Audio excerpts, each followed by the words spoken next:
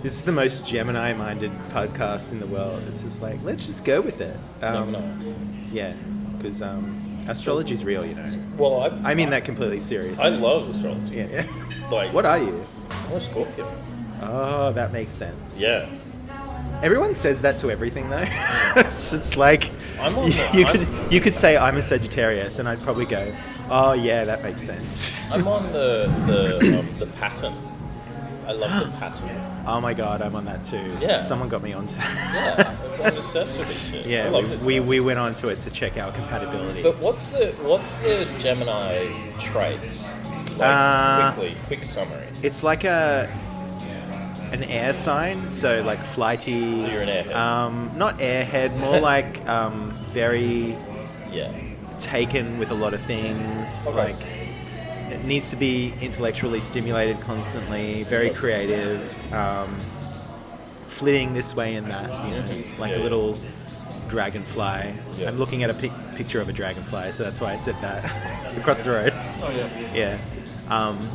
But yeah, so that's a Gemini. What are the qualities of Scorpio? Petty, jealous, sex obsessed. Yeah. Holds a grudge. Mm-hmm. Hard to get to know, but very sort of mean and cruel, but in a persevering sort of a way. Mm-hmm. And he's single, ladies. Ladies. He's shameless in intellectual argument. He's absolutely without character, a moral foundation, or even intellectual substance. Welcome back to Getting Lit. Last episode we talked about Gene Wolfe's Book of the New Sun. It's a book club. Go and read the first volume and read along with us. We'll be doing one every month.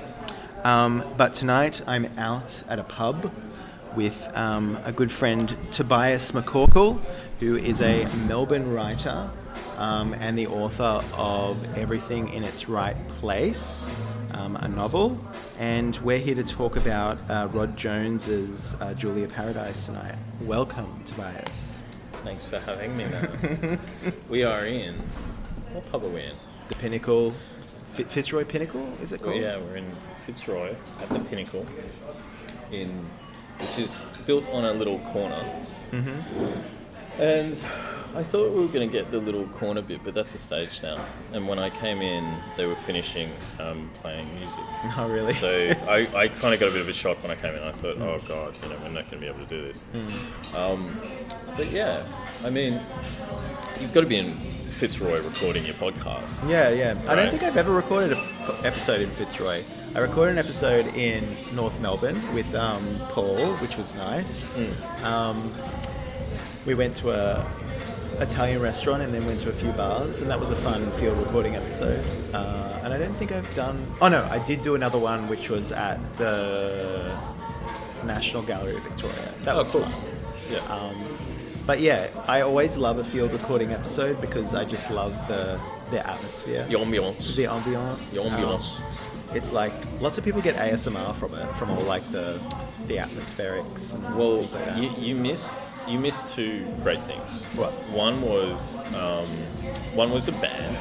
There was a band here. Well, yeah, there was the band that was playing when I came in, and they played their last song.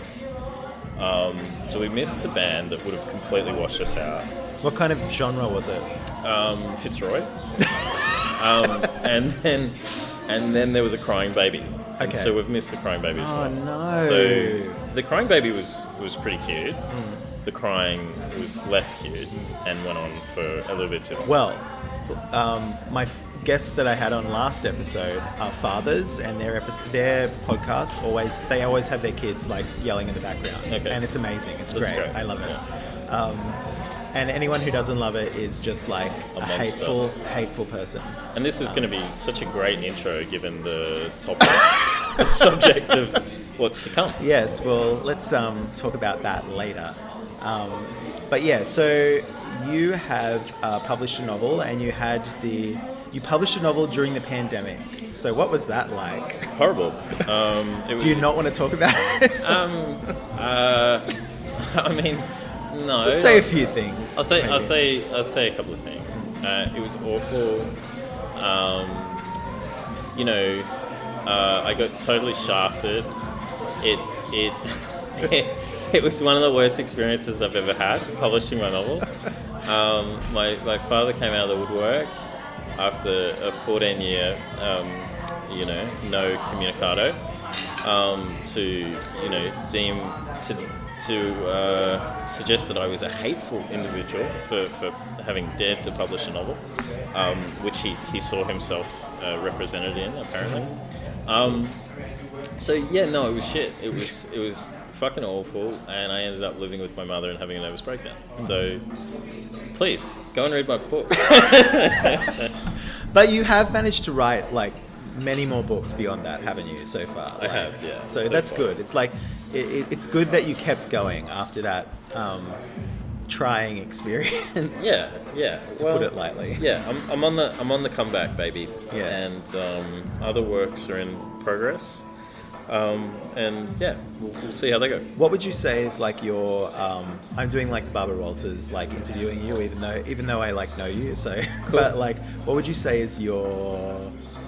What are you into at the moment in terms of like what you're writing, what you're reading? Genre. Yeah, like Same. I think. Yeah, I know. I think that's kind of been the big change. I think that the pandemic, because it ruined everybody's life, especially if you lived in Melbourne, and you are under the thumb of the one and only, the Premier Daniels. I call him Daniels. Daniels. That's how I sum up Dan Andrews is Daniels. Commander. Makes him sound like a crime novel. Commander like, Daniels. Yeah, a crime novel like villain or something. Daniels. Is there a position in the military like Commandant? Commandant Daniels or something?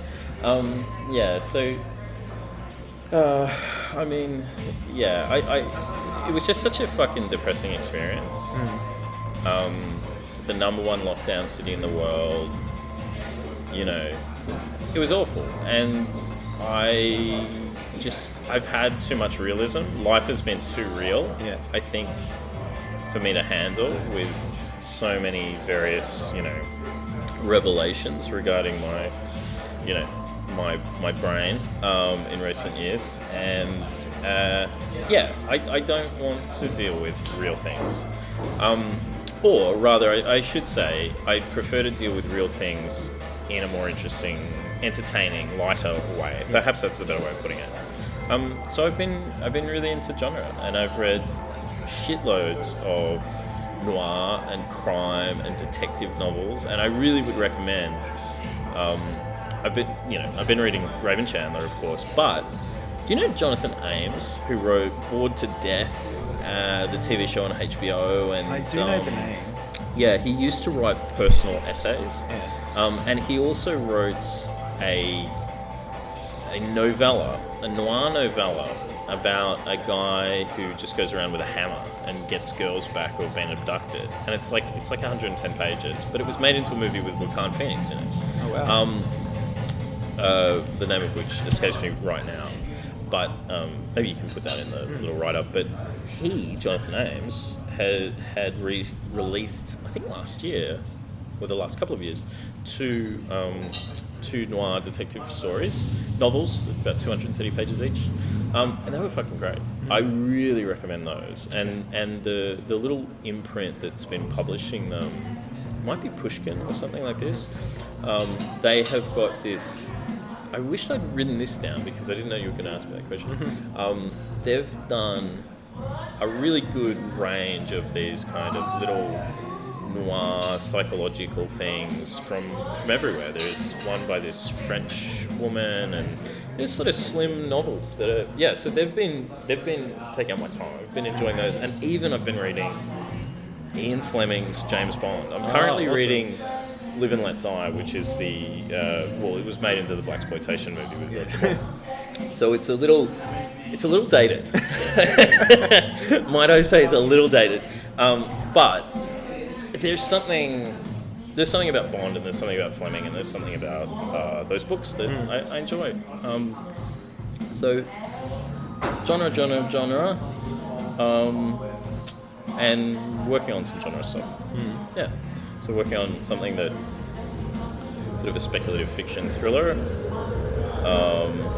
and something that's a little bit like down and dirty with these brothers whose dad was a gangster, and they get into misadventures and have to bail each other out of the situation, and that's my little lo-fi Melbourne crime novel that I'm working on. Awesome! That sounds great. Yeah, so that's what's been occupying me. Yeah. How'd you go? How did I go? I really enjoyed it. Like, I loved the kind of... It's strange because it's like, it's clearly influenced by Freud and shit, but it's almost like, it feels like a parody of Freud's stuff in a way. Like, I don't think that Rod Jones, the author of Julia Paradise, actually, I don't know, is fully on board with all the Freudian stuff. Yeah. So it seems like a bit of a travesty of Freud, you know, like sort of making it all farcical and hilarious, and that's kind of where the protagonist Kenneth Ayres kind of ends up. Is sort of really questioning, really doubting. You know, he refers to Freud as the master, you know, and he's kind of like a guru for Ayres, right?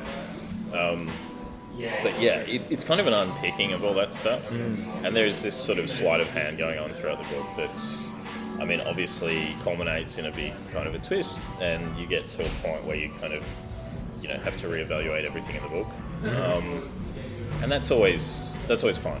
Yeah. It's got everything in it that I like. It's got like this obsession with desire and history, and then some kind of like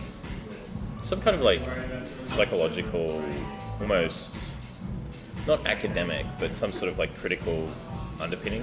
And Rod Jones does that in other books. He has other sort of points of interest and fascination. But yeah, no, it's everything I like. In 95 short pages. Yeah, it's very short, but like very there's still a density to it. Like, it feels weighty. Like, it doesn't feel like, even though it is like, it's essentially 3 characters, if that, and a very sort of self-contained narrative. It doesn't have, but it still feels like really, it's got heft. Yeah, meaty. It's got flesh. Yeah, absolutely. Like, I mean, it's a huge book. I mean, like, for 95 pages, it ranges over so many themes and topics, and you know, the density of the characters, I think, is pretty amazing. Like, paragraph to paragraph, it just moves, and yet it doesn't move quickly. It actually feels quite slow, and like you're getting this, you know, this window onto like this really significant, big moment in history, but also in the point of this guy's life. And it's set in Shanghai, and you feel like you're in a Shanghai opium den. It's got that like languid kind of feel to it, right? Yeah, exactly. It's kind of interesting. Like, I was just thinking about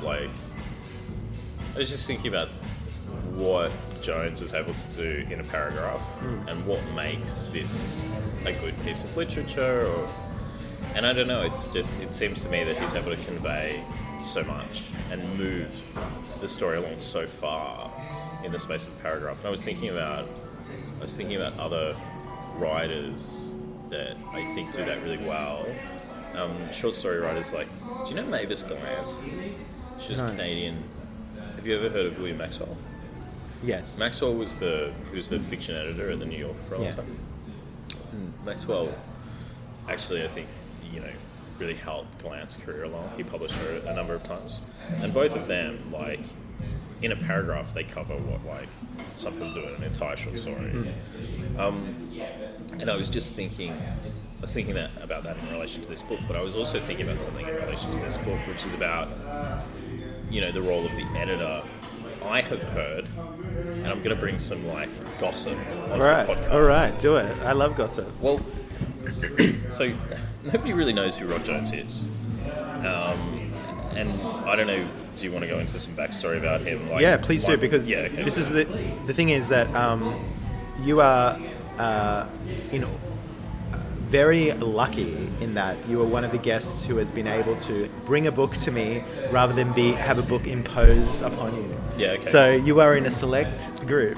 Yeah. So, and this I only reserve for people that I know pretty well, because then I know their tastes, and I know that it's going to be like good, because I have this policy on my podcast where I don't actually want to do books that I don't gel with. So like if someone who I know suggests something, that's fine. But like I'm not letting some random off the internet be like, can we do this book? So we'll just put that out there. Yeah, but sure. so yeah, like I guess that's where we can kind of jump off from talking about Rod Jones. Like how did you kind of find him, and why did you put him in front of me? Well, Rod Jones, so Rod Jones is also related. You know, we started this talking about my Scorpio sexual perversion, and then there's sexual perversion in this book, but Rod Jones sort of overlaps with personal sexual perversion in that I've actually given these books to like people that I'm pursuing. Okay. Which is a really horrible thing that I probably shouldn't admit. But anyway, I don't know how I came across him. But I think it was his novel Night Pictures, which also has similar kind of haunted psychosexual kind of feel to it. And I don't know how I stumbled across that. I think it must have been in like a survey of Australian literature that I was looking at when I was doing my PhD. And maybe like a Brian Castro or somebody like that had written about it. But you can find practically nothing on him on the internet. And so like, you know, for listeners, he's written 6 books, Julia Paradise, Swan Bay, Night Pictures, I think Prince of the Lilies, another one called Billy Sunday, and his latest one was published, I can't remember what year, between sort of 2012 to 2015, and that's called The Mothers, and I have a feeling that that's non-fiction. I'm not sure. If it's not non-fiction, it's certainly informed by something in his personal life, which was that he went and searched for his biological mother. Okay. And I'm pretty sure that that's what that piece addresses. And that was published by Text. And I also know that Text have reprinted or reissued Julia Paradise as a Text classic. So that's kind of the extent of his, you know, his exposure, really. And doesn't have a LinkedIn, doesn't have a Twitter. Doesn't have a Twitter. He's an old man now. And the only thing I know about him is that I know he lived in Queenscliff for a long time, which features in Swan Bay. It's kind of the setting. And I know that somebody who I have networked with, who's older than I am, you know, more Rod Jones's age, had interviewed him at Adelaide Writers Festival in the 80s. Yeah. And so my little bit of gossip is that Jones was shortlisted for the Miles Franklin for Julia Paradise and Night Pictures, and he was runner-up in that. You can probably put it in the write-up you do for this episode, but a Paris-based award, the Femina Grand Prix or something, which J.M. Coetzee won. Okay. For what? Do you remember? I can't remember now. Maybe Disgrace, maybe. Yeah. I can't remember though. But, you know, so Jones has sort of been up for some of these big literary awards, but he never won anything. But what I remember the man who had interviewed Jones at the Adelaide Writers Festival many years ago telling me was that Julia Paradise, which is only 95 pages, as we've discussed, it was whittled down from a much, much, much larger manuscript. And this is one of these cases of who really gets the credit for this. Is this the work of the writer, or is this the work of the editor? And I only thought about that today because I was thinking about William Maxwell, and he's an editor, and all that sort of thing. So it just kind of ran together in my head. But go. Did he give you any goss as to what was cut out? He didn't give me any goss as to what was cut out. He gave me some goss that... More pedo stuff? Well, more pedo stuff probably.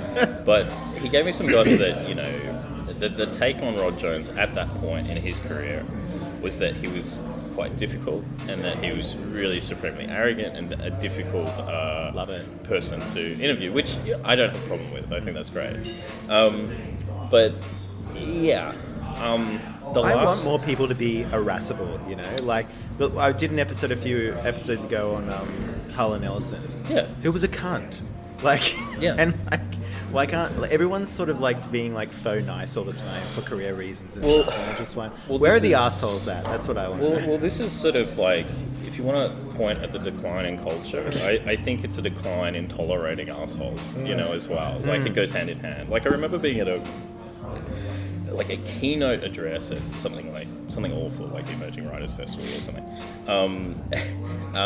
The keynote address was on niceness and the importance of niceness in the literary community. And the most important thing, said this person, the most important thing if you were a young writer starting out was to be nice, not have integrity or talent or anything like this, but to be nice. That. So I don't really know anything more than that about Rod Jones. It just puts that question mark over the book with regard to the editor at Penguin who worked on it, who I meant to look up today. I didn't, but she was a woman. That's all I know. Yeah. Say no more. Yeah, interpret that how you want. That's kind of my summary of Rod Jones. Nobody knows who he is. No, I'd never heard of him. The last word about him that I ever heard, and I'm sort of in two minds about saying this on the podcast, but I will. Good, because I don't edit. So no, I know, and it doesn't really matter. But I find it sad, and it's kind of like a debate. Probably opens up something else to talk about. But he had submitted a manuscript to my publisher, so obviously it had been. You would assume it had been rejected by Text because they were his last publisher. Yeah. And then he'd come to mine, and my publisher told me that he had to decline. And I kind of felt sad about that because, like, Jones was probably in his 70s or something, and this was not so long ago, this was a few years ago. And I don't know, that's just kind of sad to me that, he hasn't really had the kind of exposure that I feel he deserves. I think he wrote some pretty stunning novels, and never gets talked about, nobody knows who he is. So, in a kind of probably, a clear sign of my own mental illness, I would, whenever I was driving in the countryside, I would go to all the second-hand bookstores that I could, and I would buy as much Rod Jones as they had on the shelf. And there was never, a lot. It was harder to find copies of Julia Paradise and Night Pictures, but there were a lot of copies of Prince of the Lilies and Billy Sunday, which, I don't know what that says about them, but I would just buy everything. So I would just clear these shelves. I'm not talking many books, I'm talking 10 copies or so. And then I just had a stock of his backlist at my house. And I have spent, not in any kind of particularly conscious way, it's just this quirk of me. I just kind of put them in hands of people, because no one knows who he is. And whenever he comes up in a conversation, I'm like, oh, well, come to my house and you can have his entire backlist. But that stock has depleted somewhat now. That's a really lovely gesture. You should meet Rod Jones. I think he'd love that. This is what I wish to do. Actually, Shannon Burns had written a really big kind of, almost like a survey of Gerald Murnane, when Gerald Murnane was popping up and beginning to be talked about, going back really about 7 or 8 years now. He wrote something for, I think, ABR, and then something for Sydney Review of Books as well, with, I think, what was left over from that ABR interview that he did with Murnane. And I am a little bit obsessed with the idea of tracking Rod Jones down to whatever nursing home he's in, and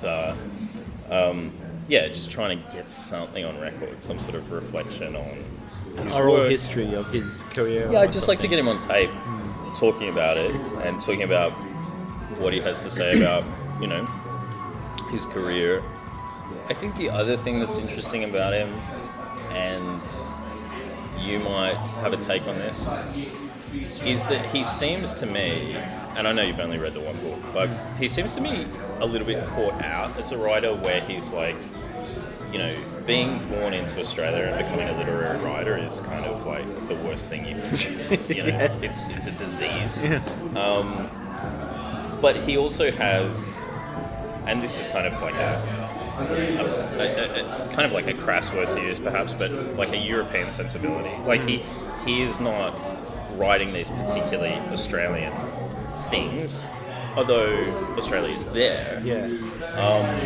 And he's sort of kind of in between spaces, I think. He's literary, but he's kind of international, but he's Australian, but he's this and this and this. And I think maybe that's gone against him in the long run. I don't know. Yeah. I mean, Australia in this book, at least, I don't know what it's like in the others, but was almost like a mythical land, because we're coming from the point of view of Ayres, who is like Scottish, I think, and this woman he meets grew up in Australia, and just the way that she describes it is mythical in a sense that a lot of it is untrue, but like mythical in the other sense too, that it's like this mythic, mythopoeic, I guess, sort of like vision. Yeah, of like, yeah, absolutely. And he does do that with other books. I mean, like, Night Pictures follows an Australian academic, like a professor living in Venice, who begins an affair with a student. So Australia comes into it as like a back note. Yeah. Swan Bay is set in Queenscliff, so it's set in Australia. And Swan Bay follows the exact same 3-act structure as Julia Paradise, where cool. it's a woman comes into a man's life, Act 1. The second section of the book is dedicated to fleshing out her backstory, what's led her to that point. And then the third section of the book, which is the lengthiest in both cases, just sort of fills out their adventures from there on to the end of the book. And yeah, illness seems to be a theme with him as well. And Yeah, and in the other book, does it flip it on its head as well? Like the idea that she was... Not so much. Yeah. Not so much. But Yeah, I mean, what do you... It's sort of hard to talk about Julia Paradise because I don't want to reveal... This is don't care? we don't care on this podcast. We don't care. We make yes, the royal we. Okay. We don't really like do the whole spoilers thing. Like I have the belief, and a few of my other podcasting compatriots in this sort of scene have the belief that spoiling it is fine because like people will go out and read it anyway if they're like interested in it. So that's our philosophy. And if they're like me, they'll be surprised by the twist every time. Yes, you know, because I seem to have a goldfish. Yeah, and I go, oh my god, is that a Scorpio trait? I don't Maybe know. that's a Scorpio trait. It's not really a fish. Pisces is the fish, I guess. But, Pisces is the fish. Yeah. But yeah, so we can spoil it. So Sure. yeah, basically, like you said before, she comes in. She has a quote unquote nervous disorder or something like that. Yeah. As women tended to do in the early 20th century. Hysterical women. Yeah. And so Ayres, who is a doctor, treats her, and then finds out. Then he does like basically psychoanalysis on her. He does hypnosis. Yeah. Yeah. And then it's really interesting actually because he relates what she tells him, but it's not him because it's a third person narration. The narration is really interesting in the second section because it basically goes through what she has told Ayres in terms of her life story and her childhood and stuff. What she's revealed under hypnosis. Yeah, but it's told as if it's narrative itself. It's not like it's not in speech marks or whatever. It's just her story, which is a really interesting way of going about it because it's like almost twice removed because it's like from his point of view, but it's hers, but it's third person narration at the same time. So it's really, really cool the way that's put together.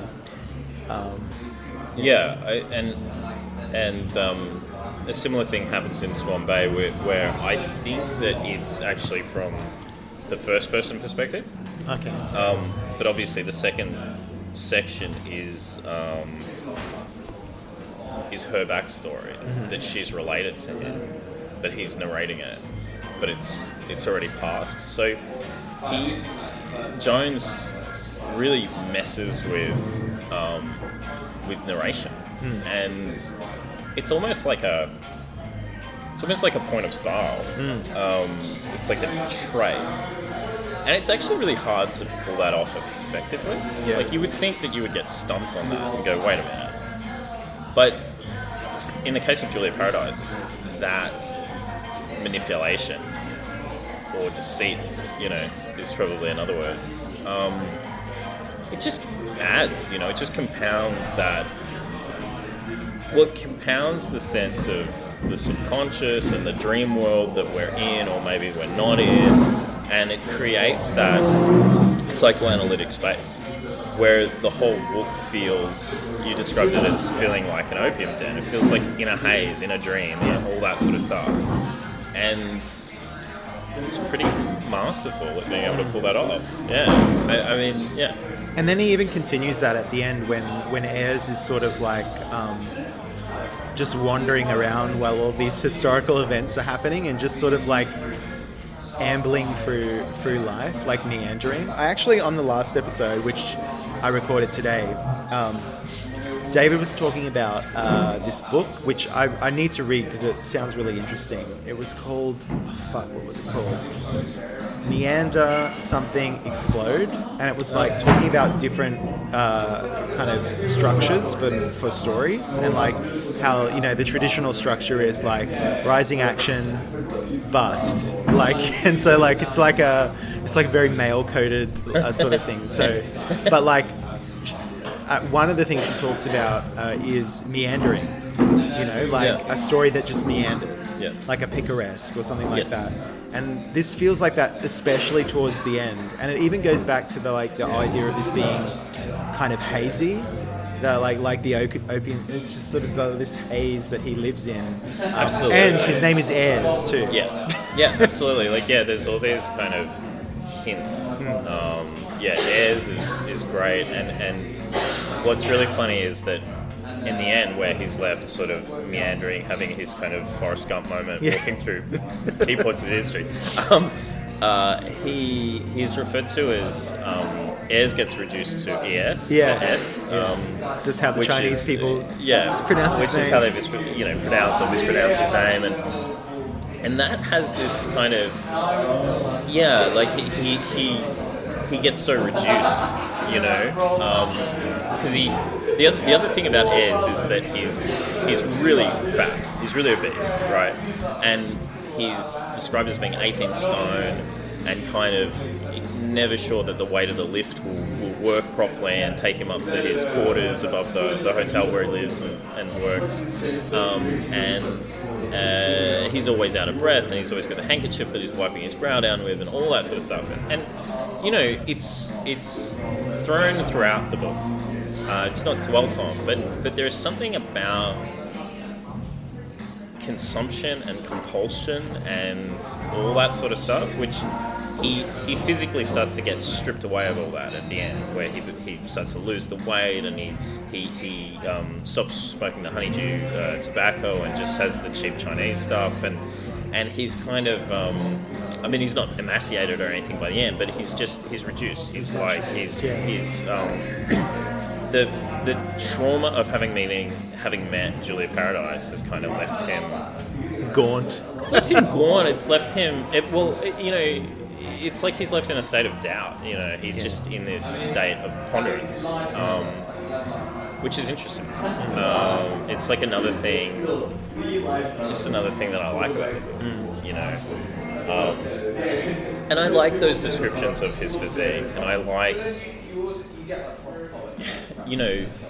You also get a sense of somebody who has become overweight out of grief as well, because his wife dies at the beginning of the book, and it's sort of mentioned in passing, and it's part of his backstory. And he was on a steamship to Australia, but he got off at Shanghai, and he's been there ever since.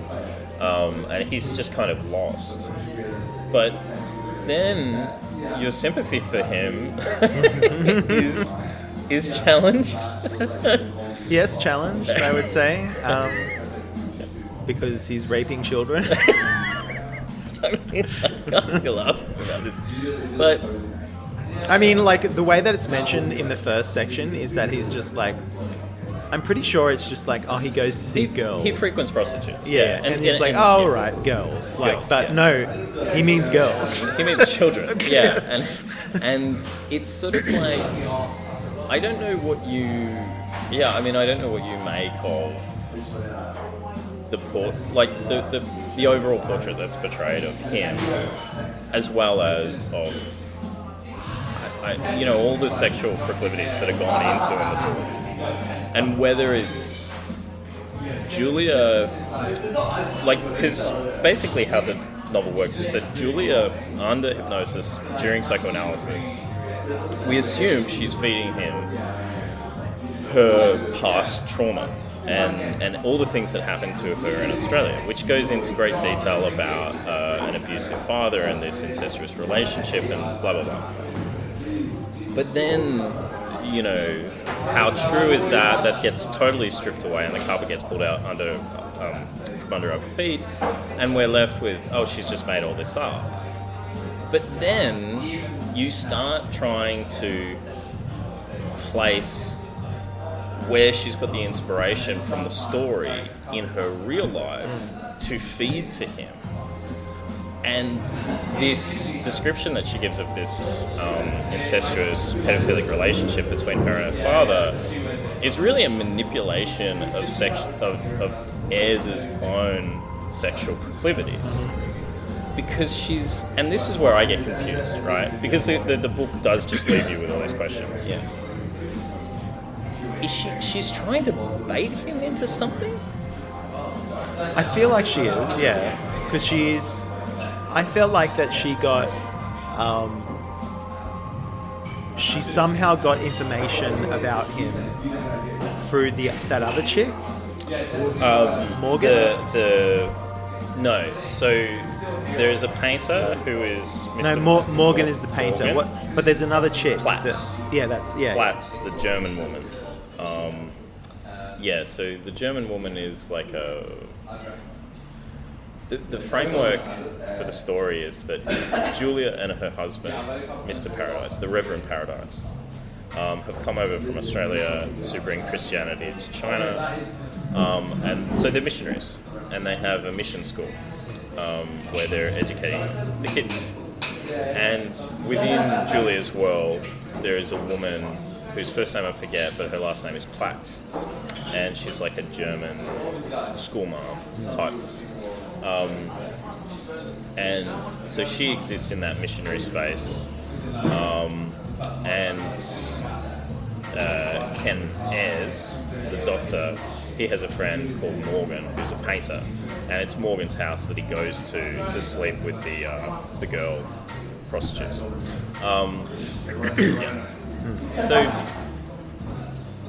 but I can't remember the extent to which the Platz character bobs up in the story, but suddenly, and you could almost say, well, this is maybe a flaw with the book, but suddenly she's very important to the whole book at the end.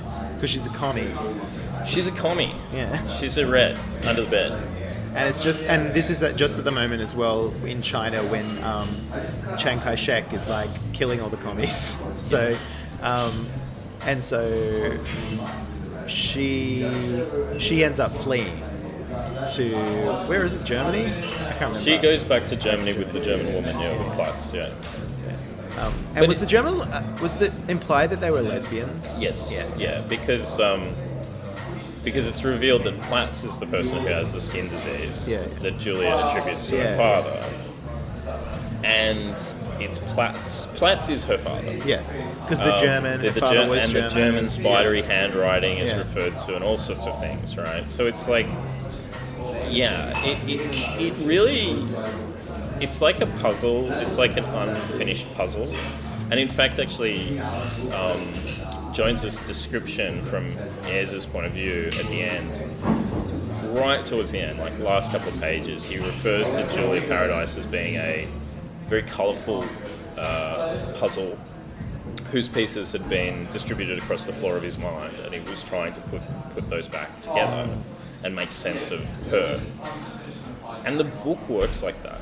I remember underlining that and being like, well, Rod Jones could potentially be a genius here if this is his intention to create a book that is these puzzle pieces that you're left with trying to assemble. Because you do go through this process of going like, Julia has given this fake story, but it comes from somewhere. And all the characters in it are other characters in the book. Like, who are they? And you're sort of trying to put like tracing paper over something, you know, and trying to assemble it. I think that's, and that ultimately is why I suggested the book, is that for a 95-page read, you're left with so much to ponder and all the rest of it. And you also, like, it actually gets to the heart of, like, I think, sexuality in general. Like, it's just this mysterious puzzle that, like, people don't really, can never really, and this is where I think the critique, if you want to call it that, of Freudianism comes in, or psychoanalysis, is that it can't be explained. Like, it is a puzzle. Like, it's one of these things that, like, and I think to some extent, the psychoanalysts kind of view it that way, you know, in a way. Like, they view it as this, like, mystery, but it can't actually be unraveled. Like, it's, we can't really understand our urges. We can, like, have some approximation of, like, oh, the Freudians would say it's all about your upbringing, your parents, or whatever. But, like, is that sufficient? I don't know that it is. Like, no, I don't think that it is either. He refers to something, he quotes Freud. Right at the end, actually, I think. Yeah, I think it's right at the end. And he says there's a couple of pieces from Freud that, like, stand out, where it's like, one is the quote that you find on the front cover, which is that psychoanalysis is in essence a cure through love. Yeah. You know, I don't know what that means. I have no idea what that means. And Sounds cool, though. And if you read the book, you go, that's surely not applicable. Yeah. You know. But he also refers to something that Freud said about his case studies, which is that it surprised him looking back over them how much they all read like stories. Short stories, yeah. Short stories, yeah. And I thought that was really interesting. And, like, I don't know what that means either. Like, I mean, I have ideas. Like, it seems like Rod Jones is saying something. It seems like his character is saying something. Well, I think it's because psychoanalysis, and not just psychoanalysis, but just everyday thinking about your life and your upbringing and everything like that. Everyone narrativizes. Like, everyone is like in the beginning, like, absolutely. And then they, like, build on it from that, and it's just like, well, is that real though? Because it's like you're adhering to a structure, like a narrative structure that applies to stories, but doesn't necessarily apply to, like, the full experience of a human life, you know? And absolutely. Definitely not to the, like, mysteries of sexuality and sexual desire and all that sort of stuff. Yeah, absolutely. And, like, you know, that's something I've thought a lot about in relation to my family, putting narratives, like everybody does. You have a narrative about yourself, you're either worthless and hopeless at times or whatever, and you kind of adhere to the narrative, whatever the narrative is. Yeah. Often the narrative comes first and then you become... Well, because it's a structure too. It doesn't even matter if you got, like, when people say, oh, I've got, like, terrible self-talk or whatever like that. Yeah. It's still a structure. Yeah. Like, it's better, that is better than, like, just pure chaos. You know what I mean? Yeah, like, I guess so. I mean, I do know what you mean. I just don't know whether I agree with it. No, but I'm saying, like, I understand it, even though I have very good self-talk. I think I'm great. But but I understand it on a not a logical level, but like an emotionally logical level, in the sense that I get when people talk to themselves like that, because it is some form of structure. Yeah. Like, it is something that contains the chaos. Yeah, it's concrete and it gets you through the day. Like, you know, you sort of stay intact, even though if you're feeding yourself horrible things that are kind of tearing you apart, it's still... You're like, at least I'm an intact piece of shit. Yeah, it contains you. It does contain you. I mean, that is true. I mean... But yeah, I thought that was kind of an interesting quote that is highlighted in the book. And I mean, yeah, I don't know. I find this character, Ken Ayres, like particularly perplexing, like, because, and I have to say, I'm really concerned for myself because, like, I like this book so much, and then I think about like what books I really like, and I like The End of Alice by A.M. Holmes, which is another pedophile story, and then I really like Lolita by Nabokov, and there's something about, I think what it is though is there is I'm not convinced that writers are brave, and I kind of that remark was super brave, you know. It's like, well, yeah, maybe, but I just kind of like that, not lack of restraint, but just the daring to sort of like touch on things that are taboo and yeah, maybe not use the word touch on things. Touch on things. Well, that is like this is the thing that like no one wants to admit is that let's see, this I very rarely think about choosing my words carefully, but like I will with this. But when you think about it, and I'm not saying this is a good or a bad thing, I'm just saying that when you think about it, that is actually the last taboo that you can, if you're wanting to do like, I'm going to write a transgressive piece of literature. Oh, yeah, of course. That's really like the last one. But I think it's also why there's a prevalence of that kind of aberrant sexual behavior amongst like society elites. Like we hear about like, you know, sex abuse scandals with children, and it's always these small enclaves of people who kind of have everything, and that kind of reaffirms what you just said about the last taboo. I think like once you have so much money and you've done everything, it's like, well, I'm either going to kill somebody or, you know, do something horrible. And that's the last kick, you know, it's the last thrill I'm going to have. And that's like the you know, the whole Epstein stuff. Which, this is not one of those podcasts, like a schizo. Hey, let's get into it, man. Like I'm right there. But like with that's I understand it from that point of view. In that like, I don't understand it because I don't want to rape kids. But like, I understand it in the sense of like, I can get why like rich people have it all, and you know, that's kind of just part of the mix of like all the wild stuff that they get up to, and like you can see how this develops into like it's a debauch, up, right? Yeah, like it's a subculture. You know, creating a world in which like all the boundaries are gone, and I'm just going to knock them all down, and I'm entitled to as well. That's another part of it. But it is interesting in the case of this book because like Ken Ayres. And by the way, there's another disturbing personal connection with this book, where Ken Ayres was literally the name of my father's first partner. Oh my God. Who, you know, we've discussed in private, So when I picked this up and I read that name, it's like, it's haunting. It's so weird with me. Like, I'm like, what the fuck is going on with this book? Anyway, that's probably for another podcast. Yeah. Anyway, but yeah, I think that the character is quite confounding because he seems so. I mean, what we're saying a little bit about sexuality is that it can't be explained in a way, right? Or that it can't be explained at all, to a certain extent. But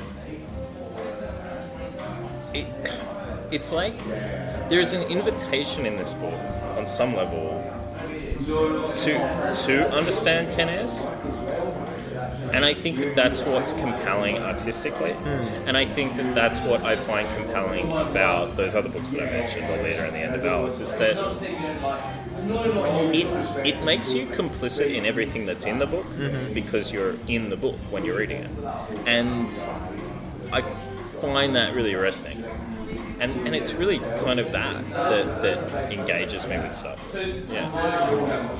So you want to be complicit, is what you're saying? I did not say that. I did not say that. No. You like the cojones of that, like that someone's sort of like bold enough to do that.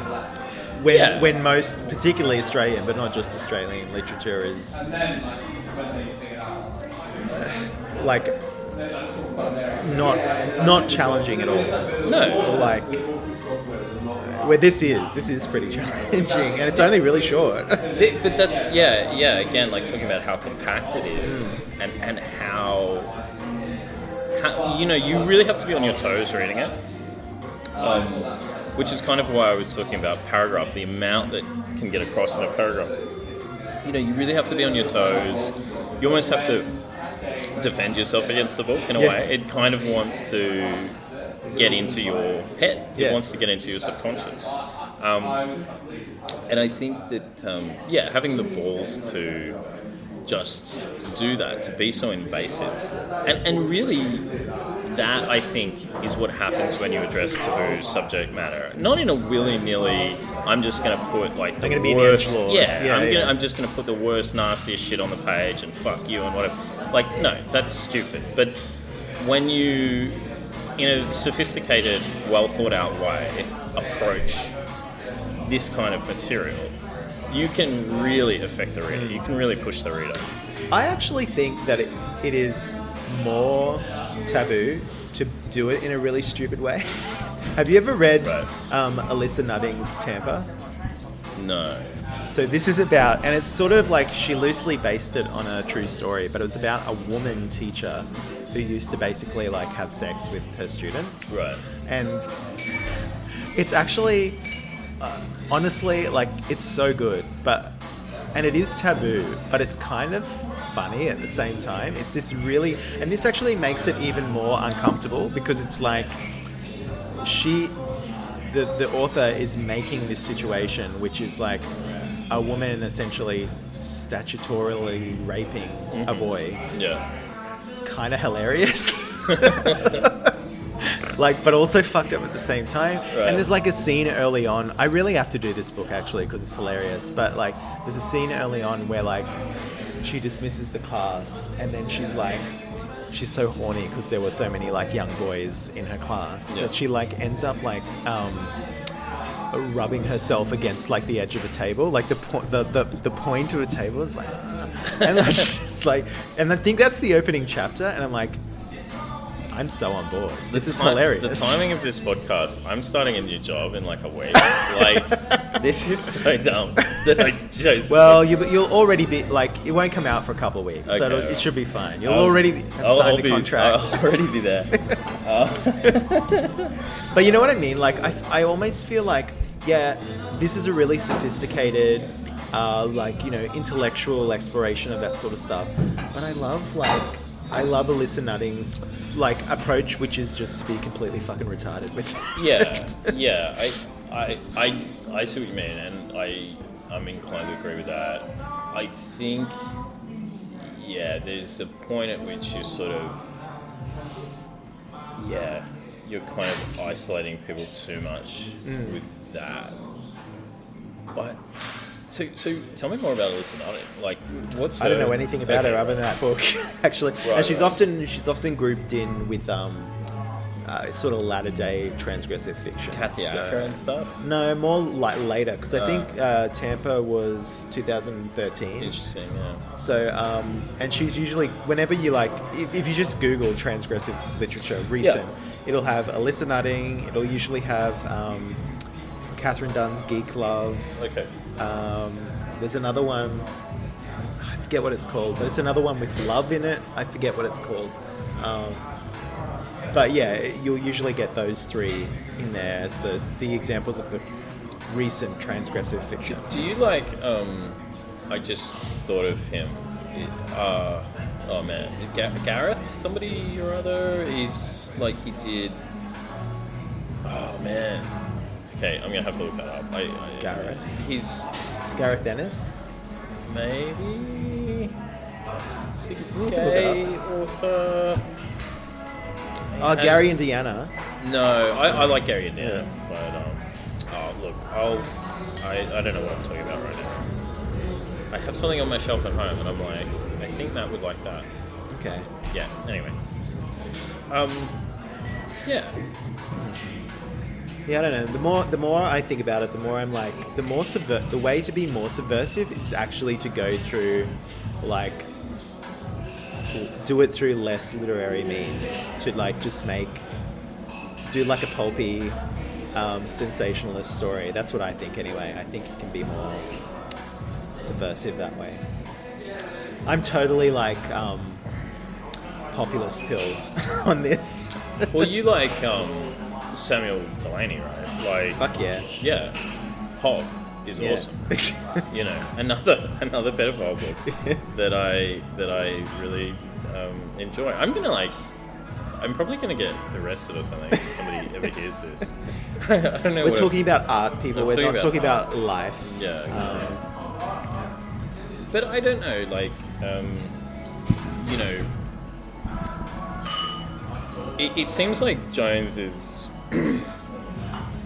It's hard for me to understand what his aims are, or what he wanted with this book, you know, and part of that I think is because it's been edited heavily. I'm really, as I've said, I would really like to go and talk to him, because there's a part of this book that I want not explained to me, you know, but explained to you. But explained to me. No, I want the impetus for it explained to me. Yeah, because I find it fascinating, you know. Yeah.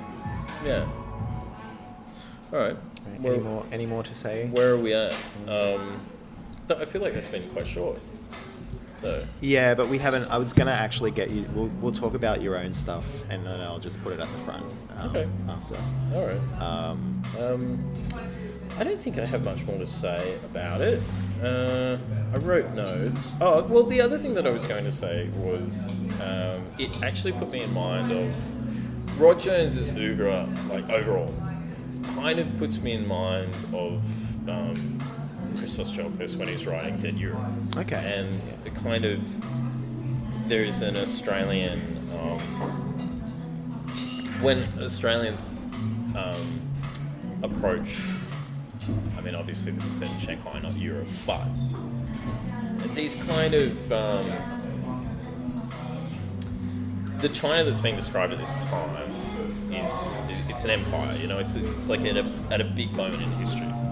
And I was thinking about Dead Europe because I was thinking about that character going back to find the, you know, so-called Dead Europe, like the big empire, there's some connection there. Also Dead Europe, also Tsiolkas, you've got boys hooking up with men and all that sort of stuff. So there's you know, sexuality aspect to those writings too. Yeah, I do. I really love Dead Europe. I need to. I would like to do Dead I've Europe. got to do it because the thing about it that it really gets right is this idea of when you grew up here and the child or grandchild of immigrants, and you go back to this like mythical place that